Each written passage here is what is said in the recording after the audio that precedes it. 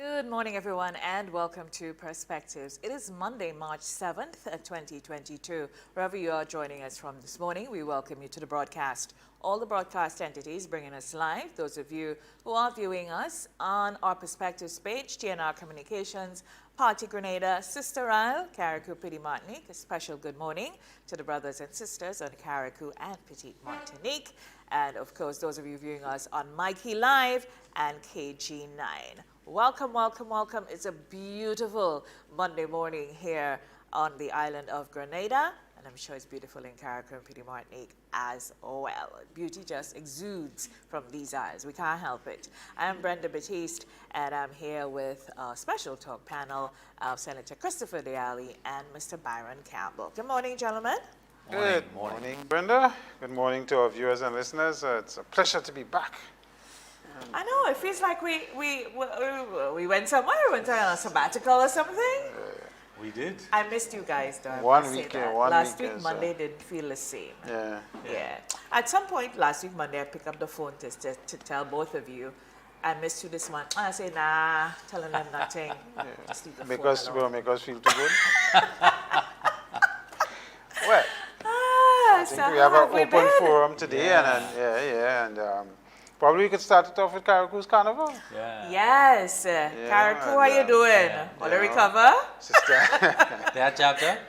How you mean? Yes. Of course they had A team of folks from Grenada went up to ensure they had jobs. I think they executed it well. Yes. In that, knowing that they had a short time to plan and do what they have to do. And I think the experiment of blended with virtual with people actually being in some of the shows was something that the committee here in Grenada would look at when they plan to do what they're doing in August for us. So I think it was, you didn't hear of any major incident happening. You didn't hear of any major criminal activities taking place. We have more criminal action in Grenada, stabbing at people than up in Carriacou. So, you know, of course, it's left to be seen a week or two from now if there is any spike in cases based on the COVID situation. Because based on what I saw, very few people were wearing masks and following protocols. People just seem so happy, so relieved. I mean, it's like you look at them and you think to yourself, why are they not wearing masks? Oh gosh, why are they not wearing masks? But then you look at them again and you just see it's like they're just exhaling. So how could you be angry with that? You know, it's just, it's been 2 years. It's been a really long time. And that kind of, you know, that kind of abandon and freedom. And so it was a joy to look at. Particularly for the young people, I think they need to vent. Everybody need to exhale. We keep just young people all of us living, breathing. I don't go out as often. That's the point, you know. They're out every weekend. We all were cooped up. Yeah, no. The theory of relativity. I look at my son, you know, he's like, Dad, I'm ready out now. You know, from that perspective. If you go out, you would realize how much you need to exhale as well. Don't box yourself in. No. All of us humans have been boxed in for this long time. Everybody needs to just... Hey, Brenda, this man swimming plenty miles here, no boxing holding that man. I'm outdoors, right? Yeah. Swimming helps. So Swimming helps. The other thing, though, is that the weather's been wet. Yes, it has. I've never, we're in March and the dry season and it's haven't wet. Not. And you have to worry about the cricket. Yeah. Because the cricket is coming very soon to Grenada shores. I mean, they're starting in Antigua. They started this weekend. This weekend, This weekend. They're here in 2 weeks, is it? Yeah, from the 24th. It's a good boost for the hotel sector. I mean, talking to some of my friends in the sector, and they're all booked up for that week of cricket with the people coming in. A lot of English persons will be here. A lot of people, and you can't get rooms. You can't even get flights coming in. What amount of tourists, quote unquote, travel with the British team? Quite a number. I mean, over the years it has been... in excess of 5,000. Quite a large group. Okay. So, and that's a good boost for the hotels. I mean, in March, end of March, this slow season starts, you know, coming into April and May. But generally, the tourism plants are saying that they're having relatively good occupancy levels into this slow season. And some of them are in the 50s and 60s. The volume of cruise ships to passengers has been so on the rise. You're seeing, we seem to have cruise ships every day as well. And multiple. I mean, just driving in this morning, there's 2 already berthed in there.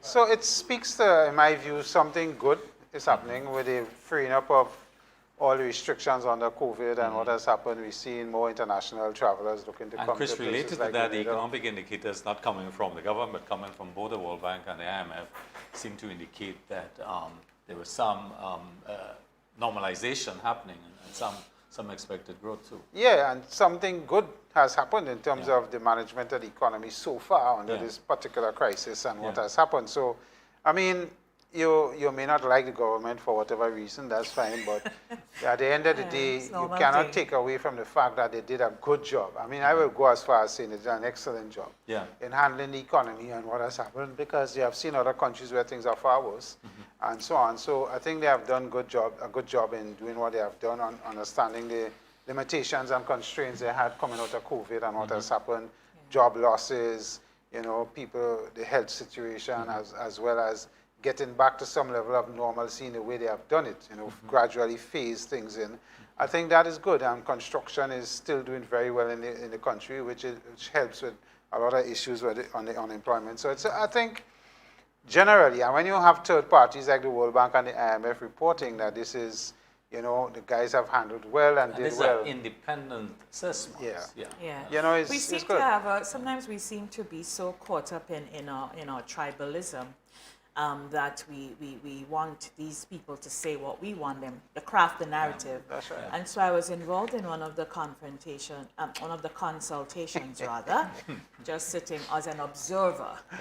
And the head of mission, I forgot her name, she's an Oriental lady, and she was giving the science, because that's what she's here to give, what they unearthed, even spoke of some of the other people that they engaged with, the unions, civil society, financial sector, so they meet with the chamber, they meet with a number.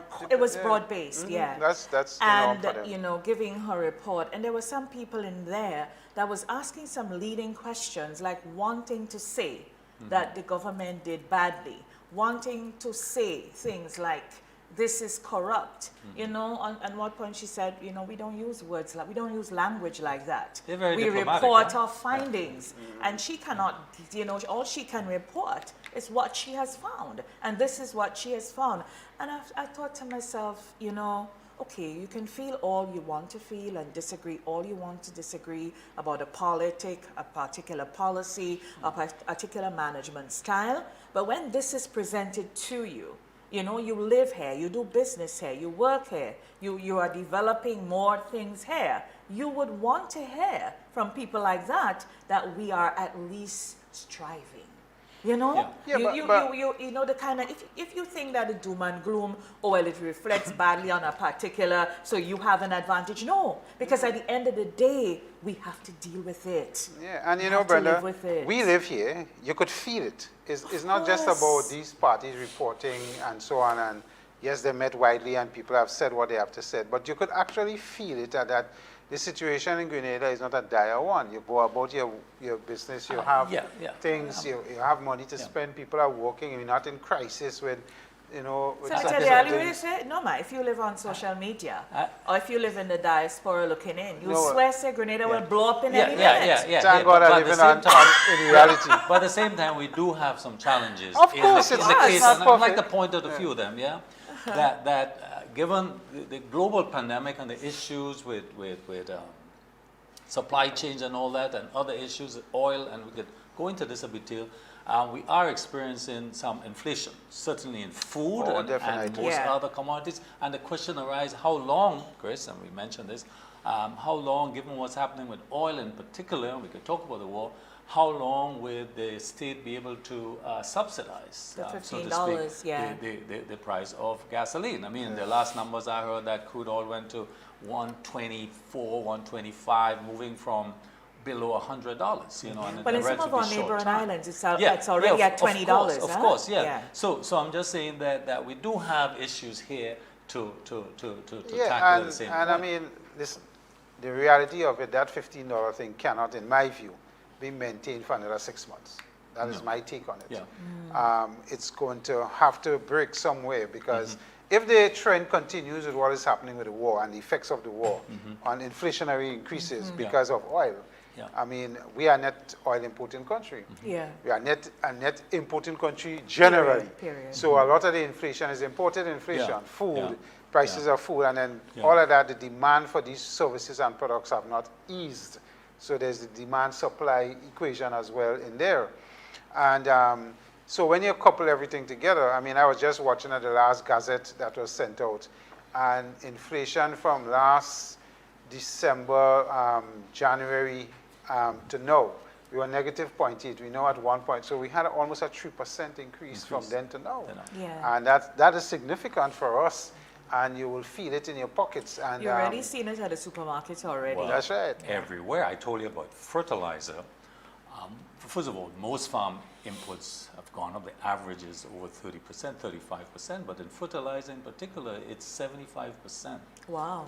Increase. Because it's petroleum related. Petroleum related. So it went from $74 to $130. Wow. This is for a 50 kg bag. That's a big jump. So that's a big jump. I know the government has, whether they're importing some subsidized fertilizer from Morocco, I believe. Yeah. This would be a huge boost for farmers, I think, when it happens. But the cost, because there's no related increase for those products brought by the farmers. So there's something, it's and in other areas too, but I know It's going particularly to be for across the board. yeah, I mean, across think the about board. fishing. But guys have to pay more for fuel, even though it's Yeah. subsidized. Right. The cost The of fish will per go pound up. will go Yeah. up. I mean, Yeah. it's right across the sectors and in every area. Yeah. In my industry in particular, in paint Yeah. is significantly impacted by petroleum price Right. increases. All the Right. solvents we use, all Yeah, the yeah. different Right. raw materials, the resins and so on. So we are seeing significant increases as well. Yes, some cases in my industry, I am getting 50 and 40% increases from one shipment to the next.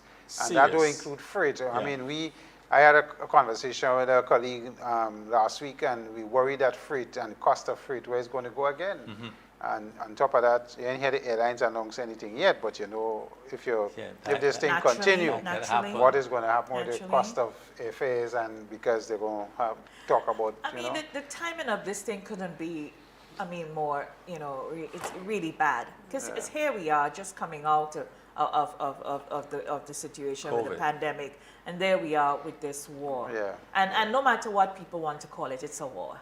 There's all these parsing of words of whatever it and is. for us in these islands, as I say, we're not directly affected by the probably people leaving Ukraine and going to Poland and all of that. Oh, we will be impacted. But we're going most to be impacted definitely with Heavily the cost impacted. and increases in Yeah. costs. And because we are tourism destinations, if the airlines decide to increase cost of tickets and so on, it's going to impact.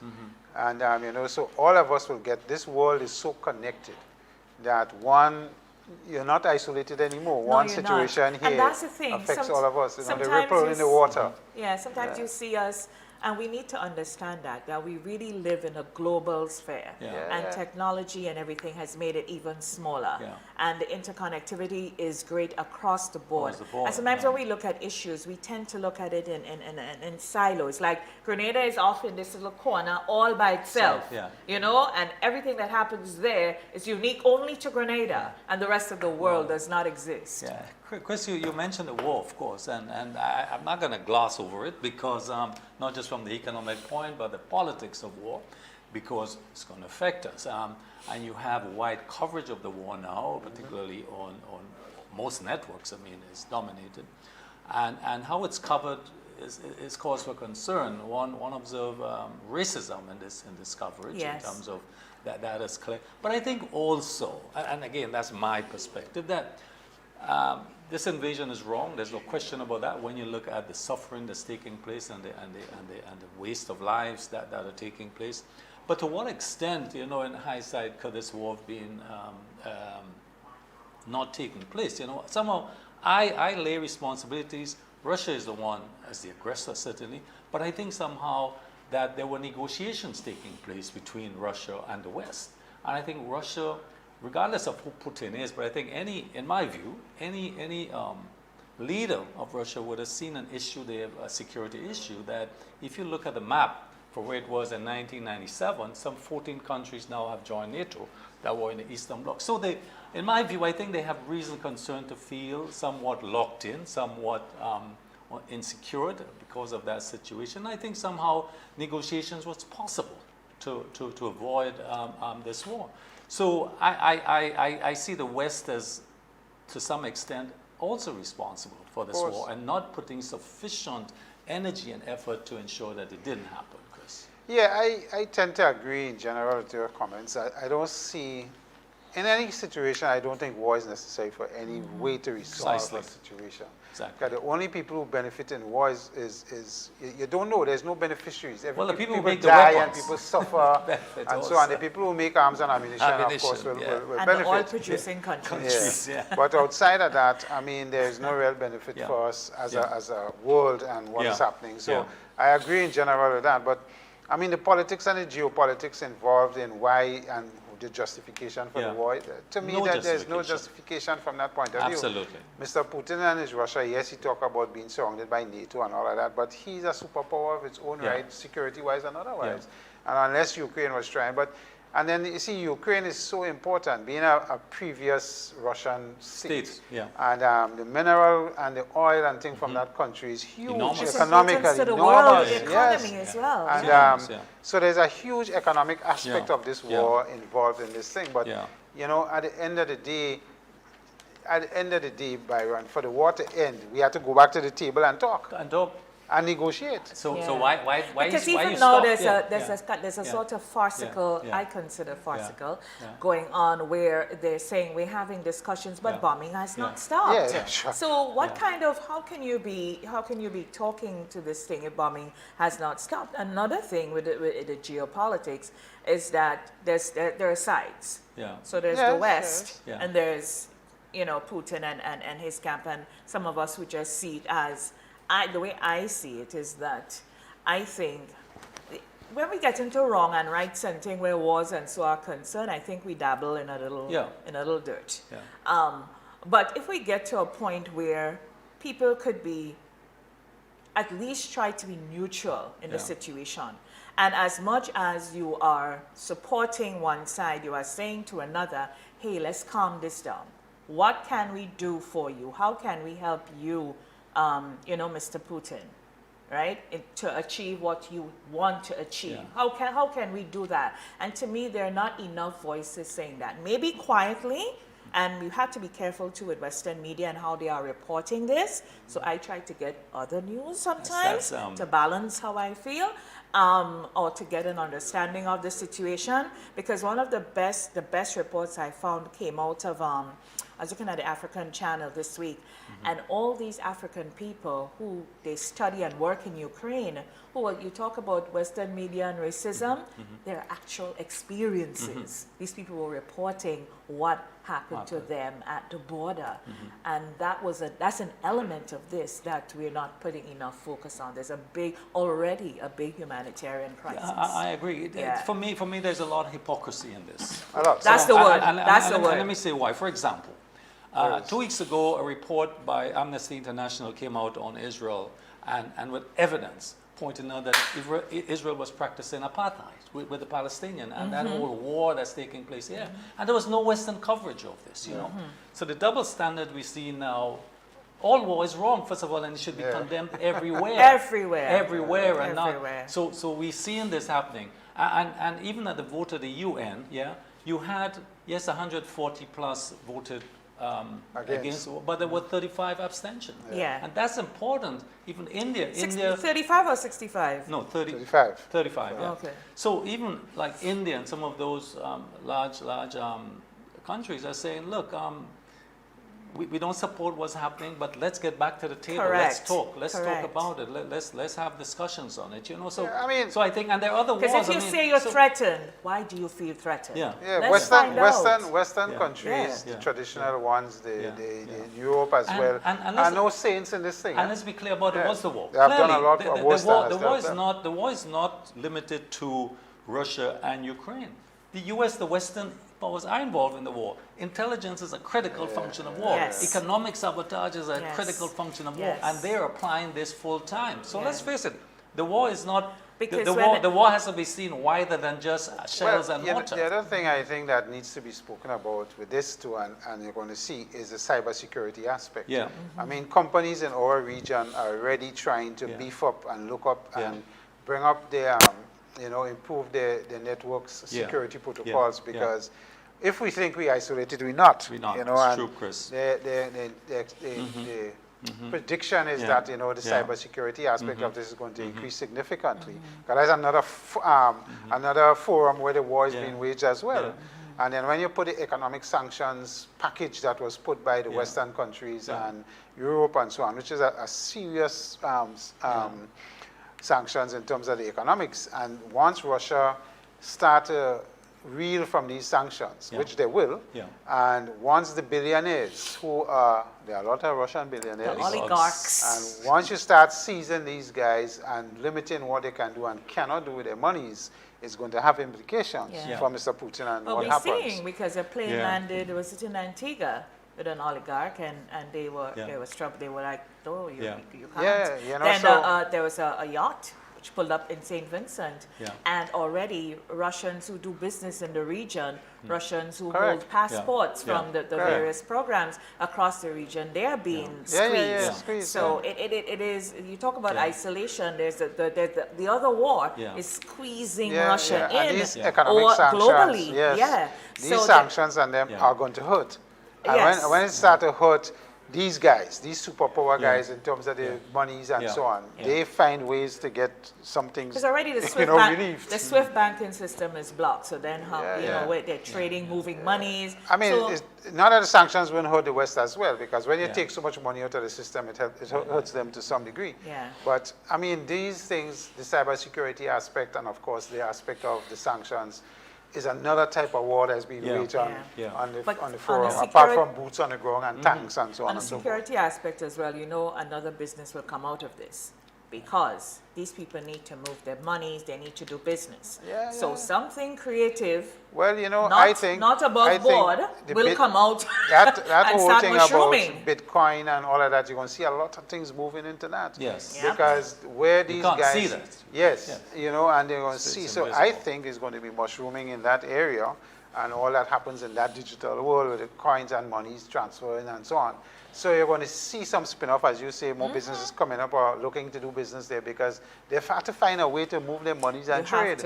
So it is going to out of these pressure. Things come new opportunities. So not it's going all to be of them healthy, but... and I mean, how you track the movements of digital currencies and what happened there is security issue. It's an evolving thing. You know, so. All right, so much for the war. Moving local, I was looking at a issue on the news with TNT, you know, local boat where passengers or the captains were not harassed, but they were physically abused in Trinidad. They were, you know, with I mean, visual marks, you know, swollen face and head and so on. And you know, that is nothing new.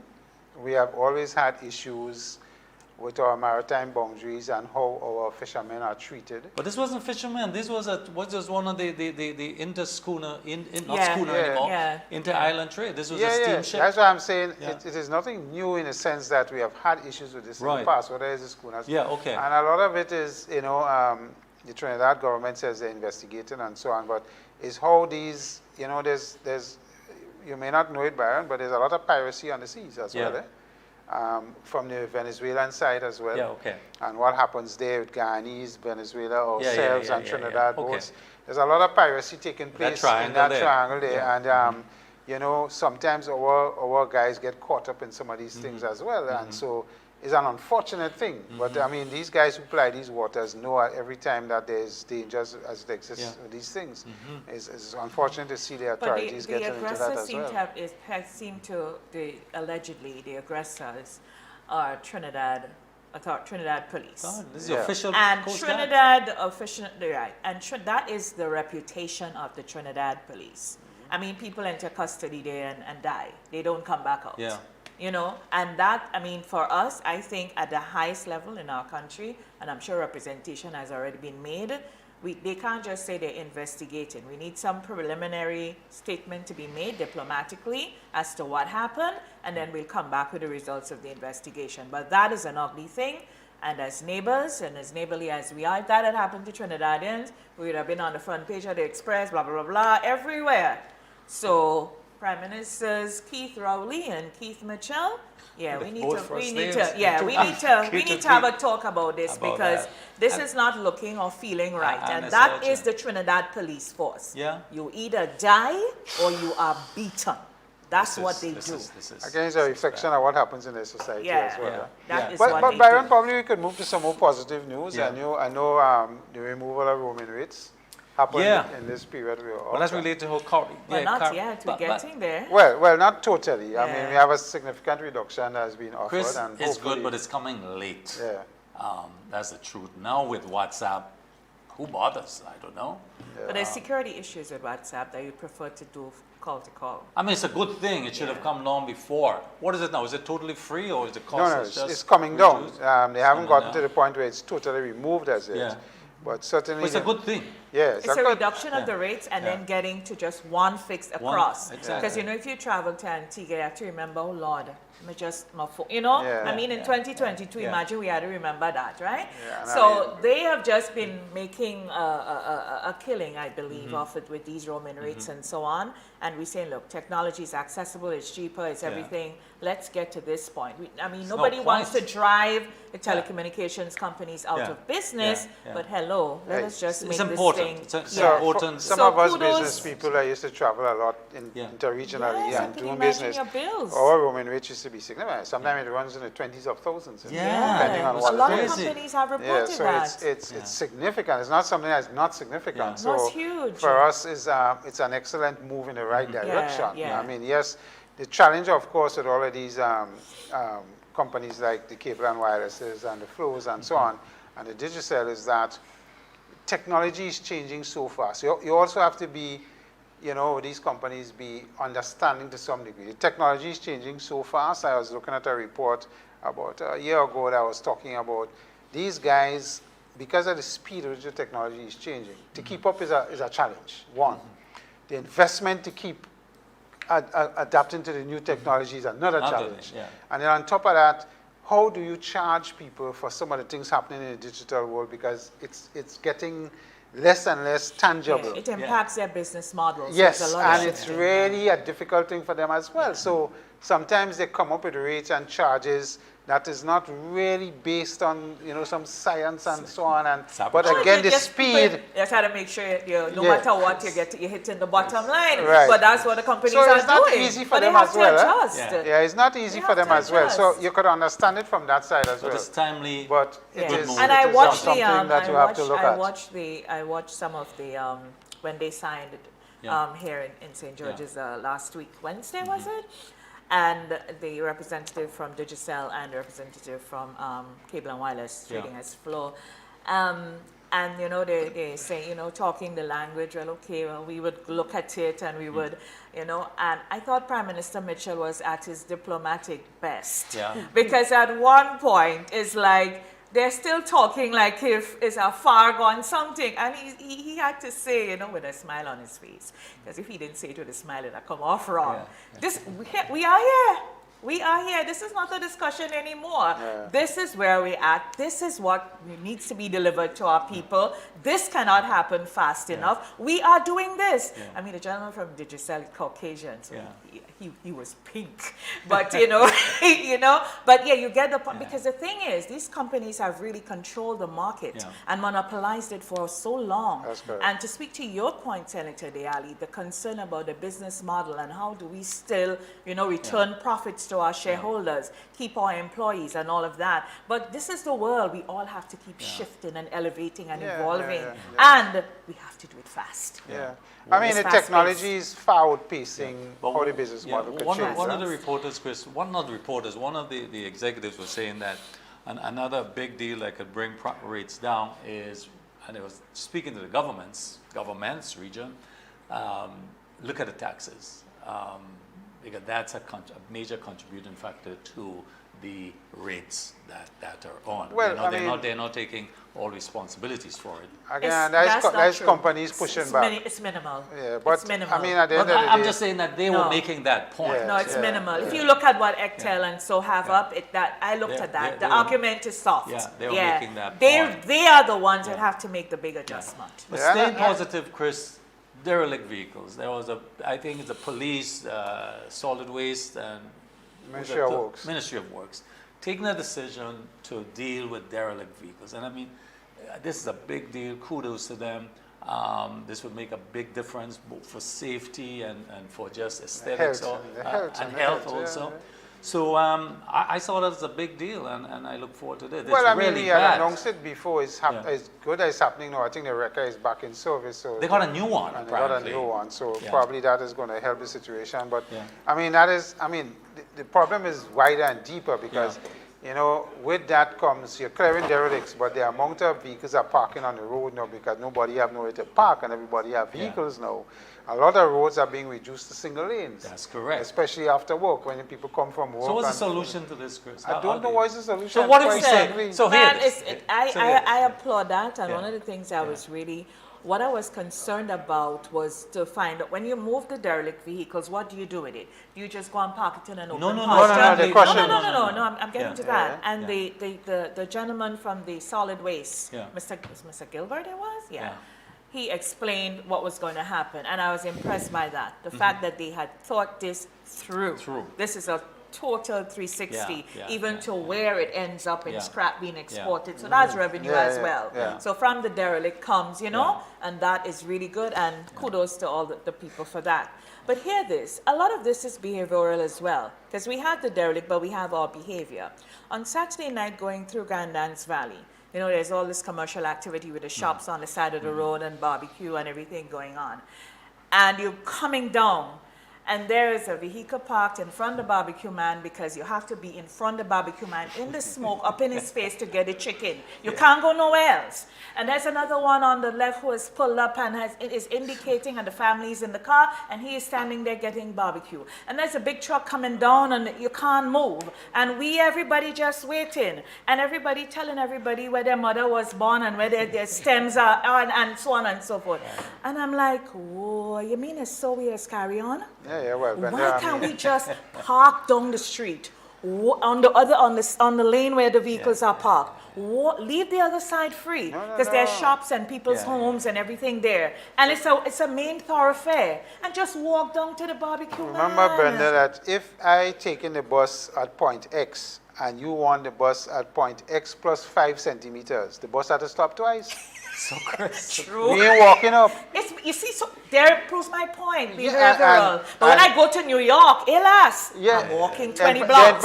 The environment. So here's the solution, Chris, for parking vehicles. If you apply for a fine and it's going to be issued to you, you have to demonstrate to the police where you're going to keep it, where you're going to store it. Safety and otherwise. If you're going to purchase a vehicle, you have to demonstrate the same manner where you're going to park it, where you're going to keep it. It can't be on the road. You have to be off the road. On the roadside, but off the road.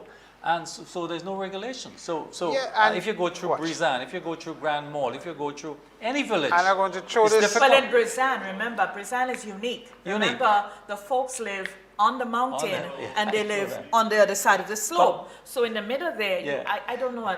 But we have some lands lower down that could be so let's sorted do that, out. right? So let's do that vehicles, because I don't know of a situation in a place like Brizan where a person can drive there's up into no, you road can't drive up. or drive down. But there's solutions. Right. So that would. But in any other village, vehicles. It has to be a dual thing. Where law comes in and policy and so on. Because we also have an issue with churches as well. I don't understand. I mean, yes, and you can't give permission to build a church in a particular area and not understand where the people are going to park. Exactly. It is an issue because that happens. I mean, whether I know, for example, in Barbados, if you come to do a building, whether it's commercial, church, whatever, you have to indicate to the planners and the authorities where you're parking. Parking is important. Parking is important. So we have churches being built all over the islands, and when on a Sunday morning or during the week, because they don't. When they park, you can't, it's one lane, and they park extensive lengths, you can't go so you can't in and out, so it creates a problem. And again, here we are approving these things to be built, and nobody's talking about where we're parking.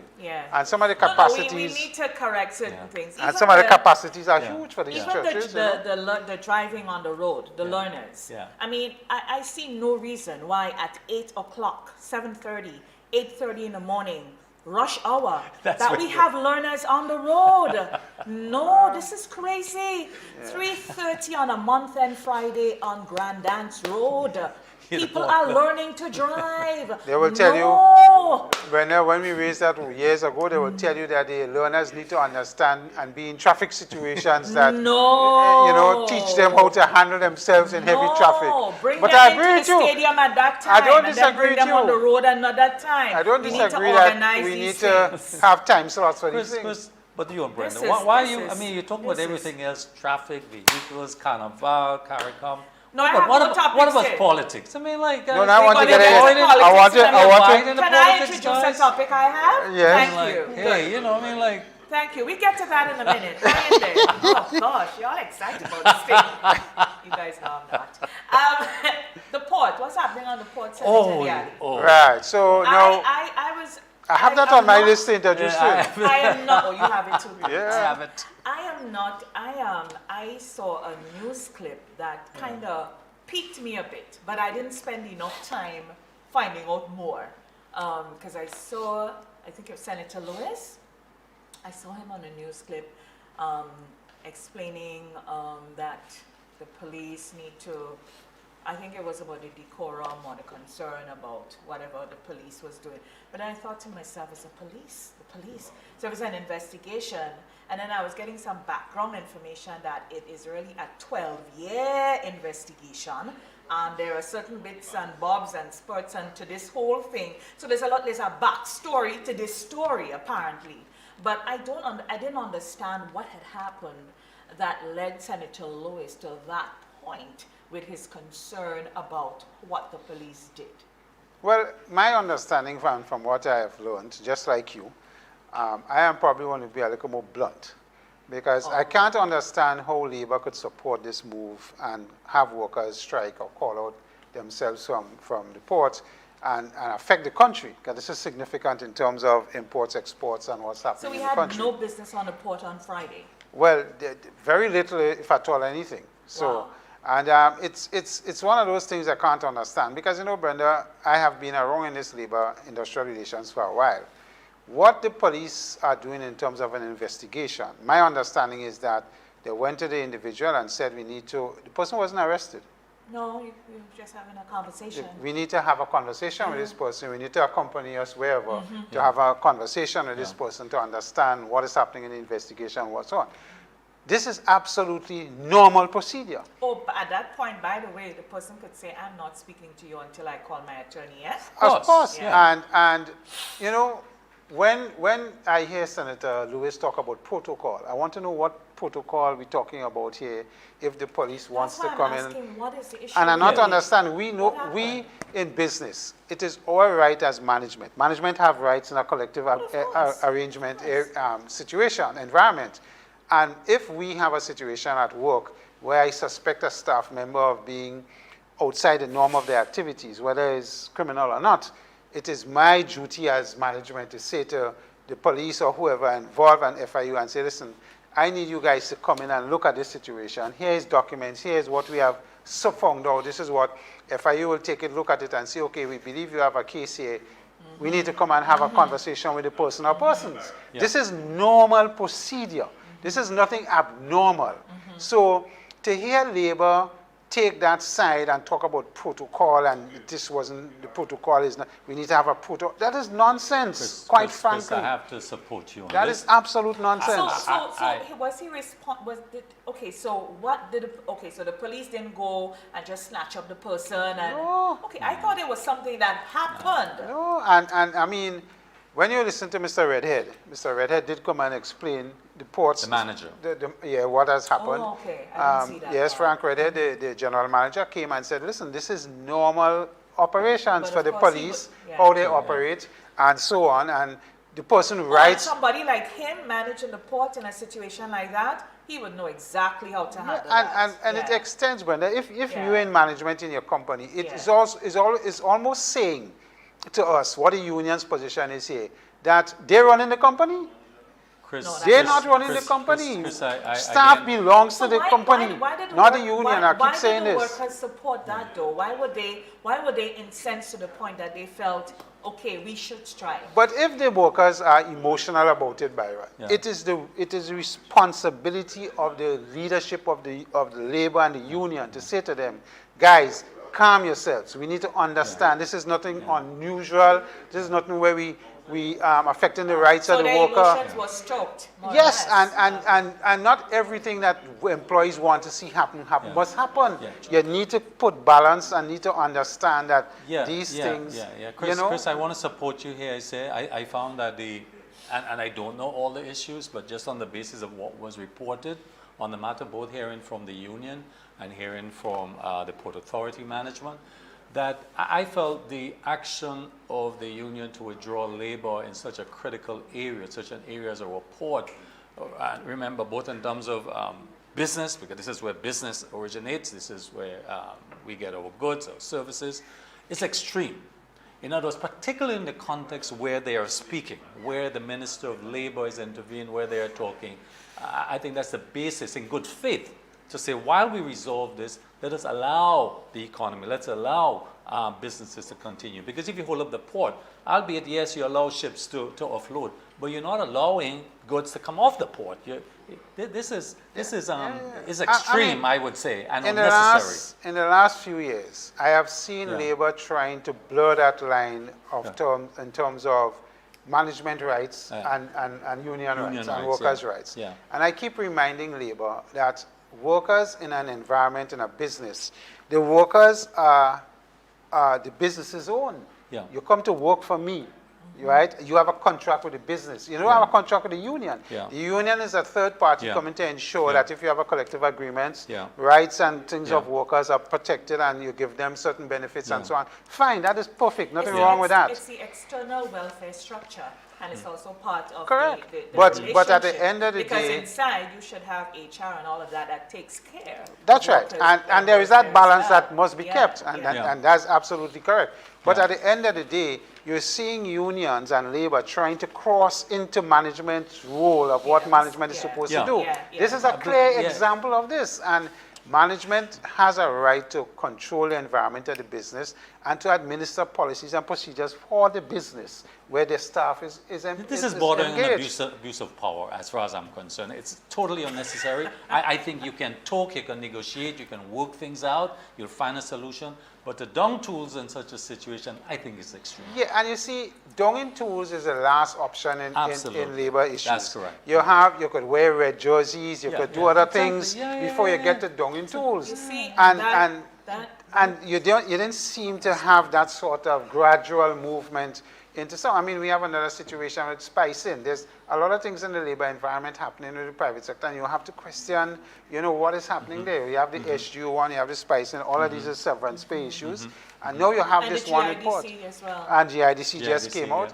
And I mean, so there's these issues, but how labor is approaching it, I'm not certain if COVID is putting pressure for them to get certain things for employees and what employees is requesting, but we have to also step back and ask ourselves if this is the right way to do this. And, because the intention may be that, I am representing the employees and I need to go the full Monty on their behalf. But you see, you have to think about the full, and probably people have to and you talk about they're getting to think people just keep to be jumping before going through processes. I think it's a tone I think it's a tone. It's the way we communicate, the way we behave with each other, the way we show up and we posture, the language we speak and all of that. And it redounds into the whole socialization of the country. So you have where young children are, fights at sports, you're having, instead of going home and tell your mother or tell whoever, stabbing you, and all of that. So all of these things, they're not isolated, And we see the violence that's taking place now. It is not isolated, because in our communication, we are violent. In our mode of behavior, one to another, we are exhibiting violence. Some days, some people just wake up in the morning and they choose violence. That's it. We're taking positions. We're not listening. We're not willing to talk and mediate to each other. I mean, and then if you have a color, tolerance. If you have a color, it is going to color everything you do. And then it doesn't matter what it is. because I have a color, it doesn't matter how wrong it is, it becomes right. It doesn't matter how right it is, it becomes wrong. We are going down a really, really slippery slope. So I hope that good sense prevails. Well, I mean, you know, Byron, one of the difficult things in labor movement, and you have had other labor leaders talk about it, there are times when workers ask for things that is just, you need to be able to speak to them and say, no, this is not, it's not only about the politics of the movement and your position, because you have to appease them in order to get back votes for them to put you back and what. But there are times when you need to say to them, listen, guys, let us listen a little more, talk a little more. Tolerance. Understanding. Control the emotions and have that conversation. Absolutely. And I still hope this Port Authority thing is really sad. It is. To see where they went on this situation that seems to be a very normal situation. Extreme. The company didn't violate nobody's rights. Extreme. As far as I'm aware, the police didn't violate nobody's rights. The police came and they said, listen, through FIU, we have to have a conversation. This is normal. And the investigation continues. And we don't know how it would land. So we needed to This is the same labor movement, you know, that accused the police of going in when they had the thing with the salary increases with government and there was a union leader. They broached his property and they pull him out for questions. Same labor movement was questioning how they did it. Here we following procedure properly, and now you want to you're throwing tools. We're forgetting. Talking about sadness, though, we had a fire last week in Madays, took lives, and then we had a fire in Loreto, St. John yesterday as well. Yesterday? Didn't hear about gutted that an one. entire, so that's pretty Very sad. unfortunate. In Loreto, though, why I raised the Loreto one again with vehicles parking, the fire tenders couldn't get in. had some difficulties. some difficulty meandering to get through. You know, people park by fire hydrants, and you know. Listen. I saw the Rastas demonstrating again in St. Andrews, Grenville, for they feel that the decriminalization, the whole process is not happening, and they're wanting. So they were on the streets. Pushing the minister. Yeah, some Rastas. I'm just saying they're pushing. They're saying, well, I suppose they want it done faster. Faster, yeah. But the government have stated quite clearly how they plan to do this. And they had to have some patience. Yes. And the Rastafarian community was part of the whole discussion. That is why they're going to have it's going to be okay for them for their right. I suppose that's why they're agitated. They're agitating. They're saying, look, if it's going to happen, let's stop talk, let's do it. And nothing wrong with you got to agitate. I mean, they're expressing themselves. Brenda, are we going to go to the politics? Not yet. I want. coming to somewhere else first. Let's go to, we get in there, man. I want to say one other positive thing. You know, so you're saying that politics is not positive? No, I'm not saying that. SGUs have announced that come the August term, they will be back to full. Man. So the population is going to go probably to around 4,000 or 5,000 students back on island. That's a big thing for us. It is. Positive for the business community as well. And to see the students coming back in that volume. So that's a big thing. It's a big deal. Something that, you know, we applaud the university for saying to them that you must be back in person to That's a big deal because it's not just housing accommodation, it's food, it's services, it's entertainment, it's everything. It's life. It's everything. It's everything. And that's a huge positive thing, I think, that is going to help the economy move in a certain direction. So, you know. Bigly. Yeah. Plus, quote Mr. Trump. Plus, I mean, we did mention before, but in terms of SGU generally, I mean, the vibes there is just generally very good. Employment, it's just $30 million US, you know. It's a lot of good things coming out of there. Good positive things there. So, I mean, that is something, again, you know, a feather in the cap of the government to get these things happening and creating the environment. I mean, the major role for governments is having the right environment to encourage economic activity, you know, and so that people like the SGU want to reinvest. That's right. So it's one of those things that I mean. And the last discussions they had with the government had to do around ICT and investments in other type of businesses. Byron, I still think the most important thing is that whole thing with the nutmeg trees. Yeah. And the science behind that. And determining the sex so that we could get nutmeg trees to, stop planting a tree and hoping that one is a female. For 8 years or 6 years. Imagine they wait for 7 years only to find out is a and applying the science there after all these years. Then so when you go and buy a plant, you know it's a female, you know. I think that this is wonderful kind of advancements for us and farmers in general. If we go to determine the the viruses, we could determine the Absolutely, absolutely. sex And of there's the so tree. much more that we Yeah. really need to Yeah. do with the Yeah. SGU as Yeah. it relates to other parts of the agriculture and how we're going to Yeah, get this into Let the science get into impact new it. age, new age Yes, agricultural yeah. I think practices. that is some of the positive side Yeah. benefits that we need to, Absolutely. Yeah, to yeah, speak yeah. about. All right, you but know? let's get to that topic that you all, your orgasmic topic.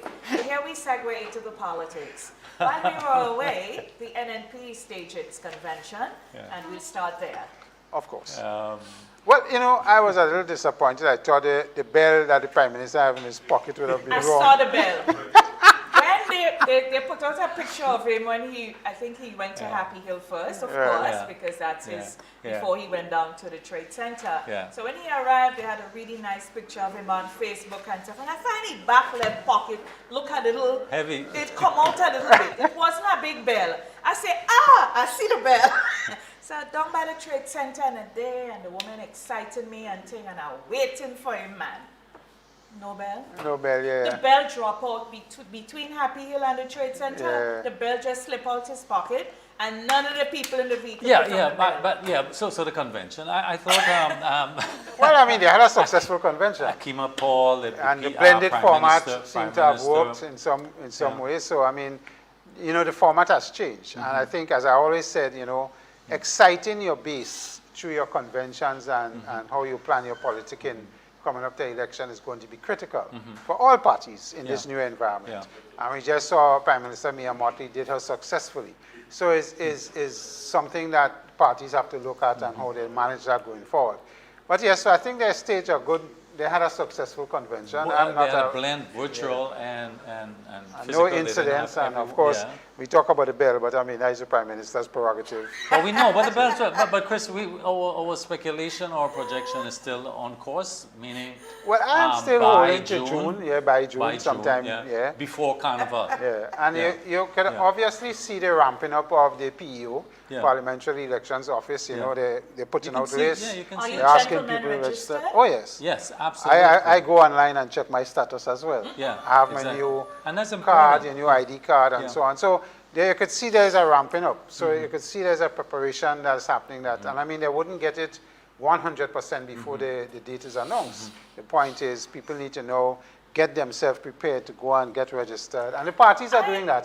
They're encouraging people to update their status. Yeah, and go both on. parties, Yeah, actually. both Yeah. parties. I normally pay attention to party conventions. I mean, the campaigning and the rallies and so on.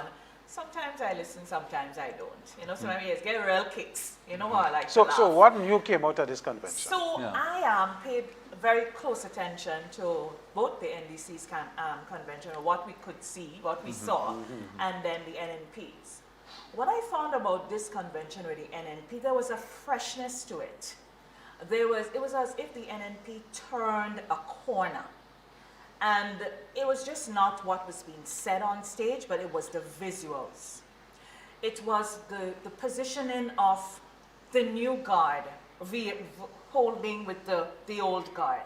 So you saw Nolan Cox do the welcome, you know. Of course, he is the caretaker for St. George South. Then you saw Kate Lewis, who is the minister, you know, more for youth, if you will. And then in her own right, as a young woman, a young politician, she has grown, you know, from where she started to where she is now, and contested in a constituency for the NNP, St. Andrew Northeast, a constituency that the NNP has never lost, by the way.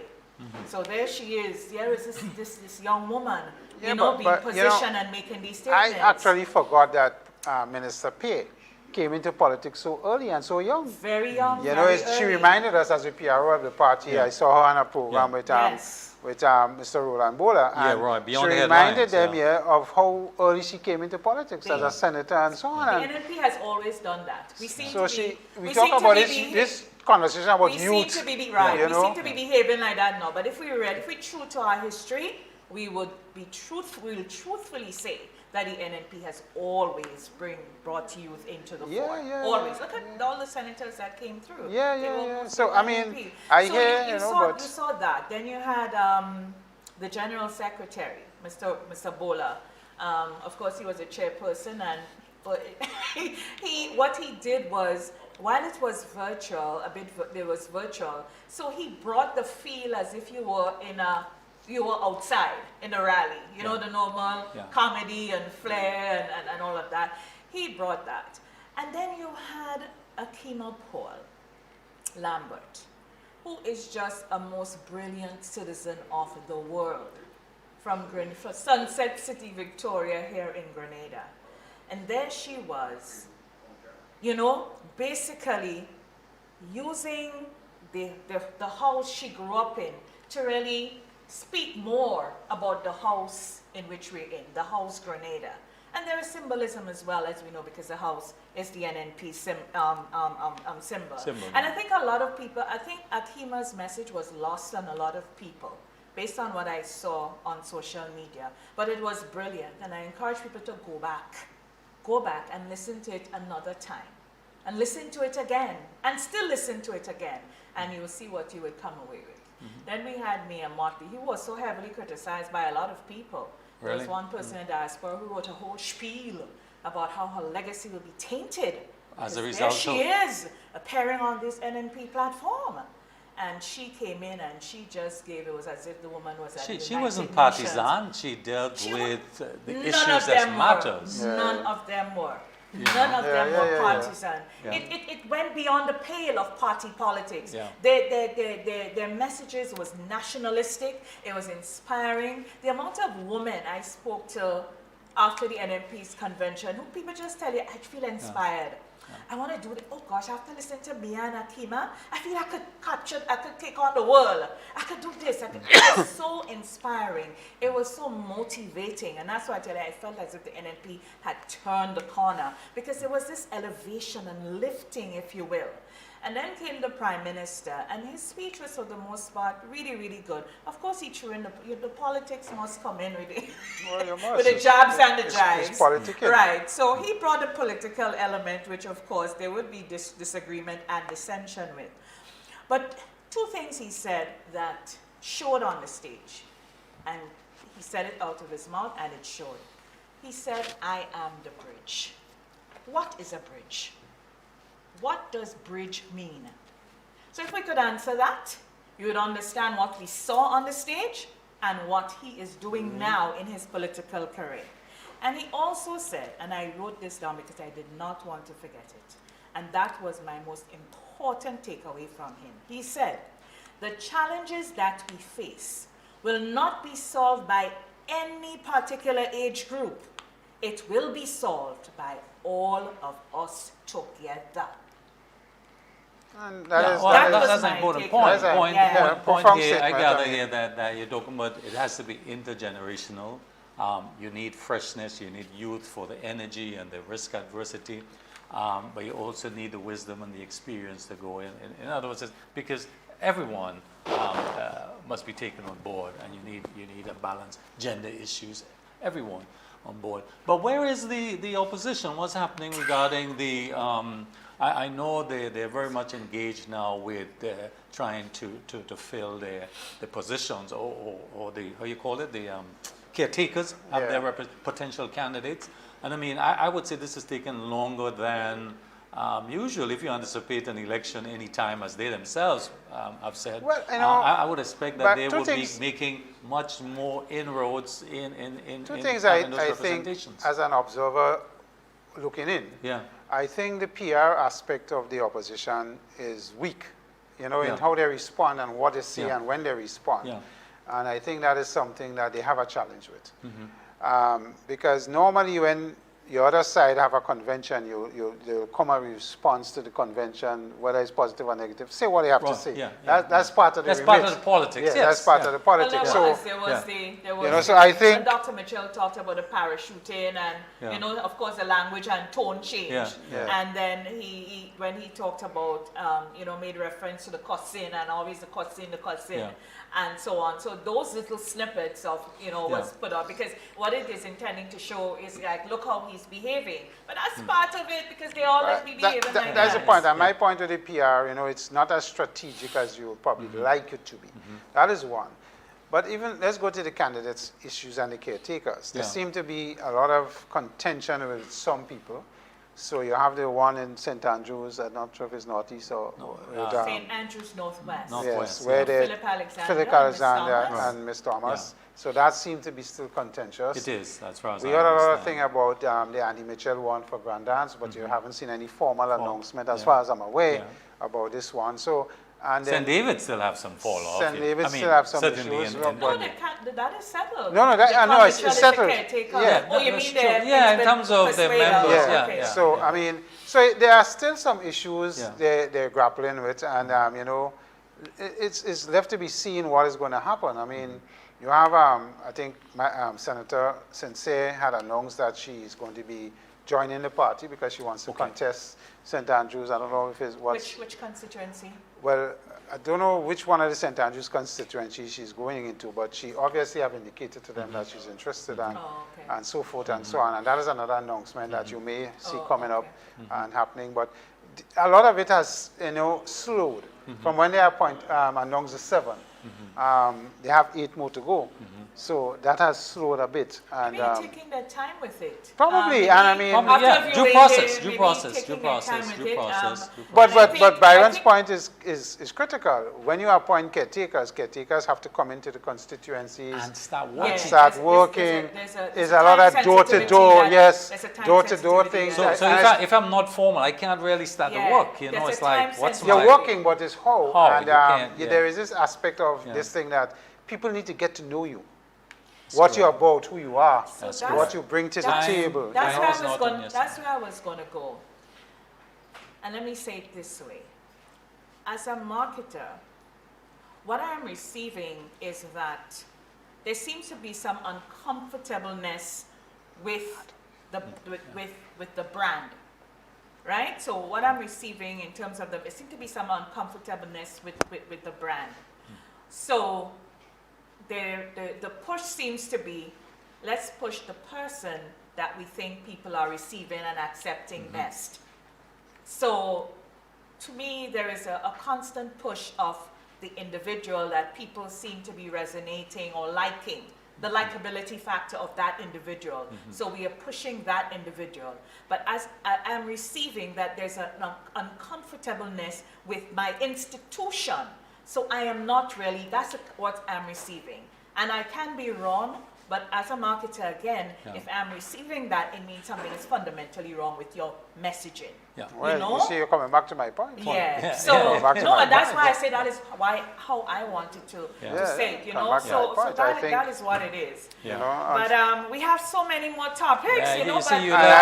You left the politics for the end without sufficient time. But we have to start on politics at the next session. We vote on this, right? I mean, I have to leave, but I mean... we all have to leave. Mr. Campbell, we will start at politics on the next session. Okay, fine. And I will try my very best to warm up to the... Don't feel I can't get real hot on the issue. Okay, very well. All right. Tomorrow, March 8th, is International Women's Day. And here from Perspectives, we like to say Happy International Women's Day in advance to all the women, especially the Grenadian women, Grenadian sisters who stand in their strength wherever they are. From the kitchen to the boardroom, to the classroom, to the seawater, to the factory, to the road, wherever you are. Law enforcement, wherever you are. Yes. Yeah, women hold up half the sky. Women, Sometimes more. I am surrounded by very strong ones. So absolutely. That's our program, everyone. Now we're going to see you next week. Yeah, we're going to come in waxing real heavy with the politics. We're in the season, right? We are. So have a good day. Have a great week. For Mr. Byron Campbell, Senator Allie, of course, our special team here, our executive producer Richie Oliver, Nigel Benjamin, who provided our professional streaming services, Kirk Oliver, our camera person, and Blondell George, our director. I am Brenda Baptiste. Until next time, bye-bye.